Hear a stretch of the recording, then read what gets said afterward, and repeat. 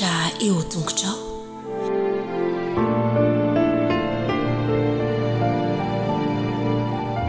Manao ana daholo ianareo rakizy namako, tonga indray ty ny fotoanany fanomezantsika iara-mierinety ny lohahevitra fahasivy isika izay manao hoe vatolampy sy fasika.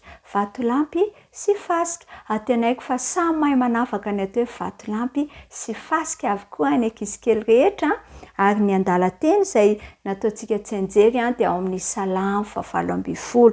Salamo 7:20 andininy faharoa manao hoe Jehova no vatolampy fiarovana hoay.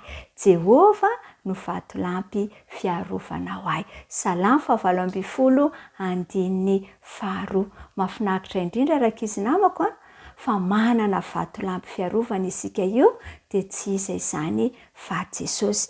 Noho izany dia aokontsika ho faly amin'ilay vatolampy izay fiarovana antsika. Ary izany indrindra ne no arahantsika ato anatin'ity tantara ity andao ange ianotsika ampahalinana dia mirary sabata mahafinaritra ho anareo dao ary.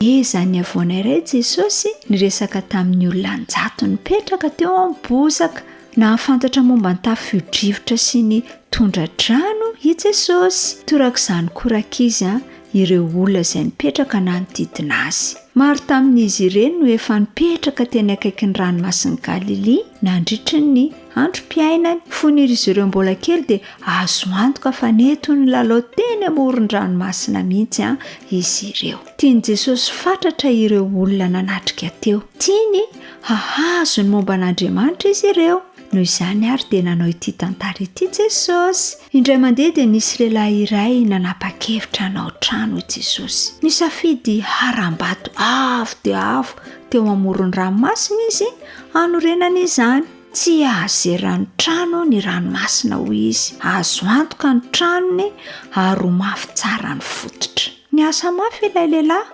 nitaonareo fitaovana fanamboarana trano, niakatra teny amin'ilay vatolampy. Rehefa vita soamatsaka ilay trano dia avy ny orana, ny fofofo ny rivotra, ny tombo ny avosa trano ny rano, ny otra ny morona. Izao dia nisy tondra-drano nahatahorana izeo. Saingy azo antoka ilay trano, vatolampy ny fototra mafy, tsy iontsina nanorenan'ilay lehilahy azy. Marina izany sa tsy izany?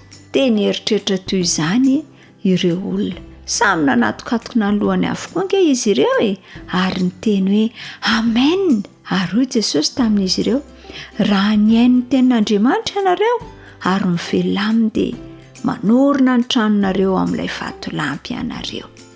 Avy eo dia nanohy ny teny indray Jesosy. Mbola tsy vita ny tantarany. Nisy lehilahy iray hafa nanao trano ho azy. Nisafidy ny hanorina ny trano teo ambonin'ny fasika teo amoron'ny rano ity lehilahy ity.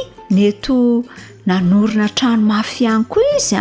Rehefa vita ilay trano dia avy ny orana, ka namela izany. Ny fofofo ny rivotra, ny tombo niakatra trano ny rano ary ny otra ny morona. Tsy ela dia nandivotra ilay trano izany. Nitosaka mafy teo amin'ilay trano ny ontsa, nifaoka ireo fasika teo ambaniny. Ary dia nidaraboka ilay trano satria tsy nisy fototra lalina sy mahafiorina ny azona ny rindrina rakizy. Lehilahy adala re izany. Hoy angamba ny eritreritry ny olona, tokony ho nisaina kely tokoa izy. Ary tokony ho izany tokoa fa hoy ange ny tenin' Jesosy manaraka rehefa niaino ny teniko ny olona nefa tsy tanterahana na inona izany dia adala tahaka izany lehilahy izany izy ireo. Tsy afaka ny ahita fifaliana izy ireo. Tsy miaino fotsiny ny olona endry fa vonina ny anatanteraka izay lazaiko ihany koa. Nihiratra rakizy ny mason'ny reto olona reto. Talanjona raha teo ampiainona ny Jesosy. Nety ho nahatadidiny tenin'i Davida tao amin'ny Salamo angamba izy. Misy aza ny sasany tamin'ireo olona niaino manontany tena hoe firy tamin'ireo olona izay niaino an'i Jesosy re tamin'io andro io ary ny vonina nanorina ny fiainan'izy ireo teo amin'i Jesosy.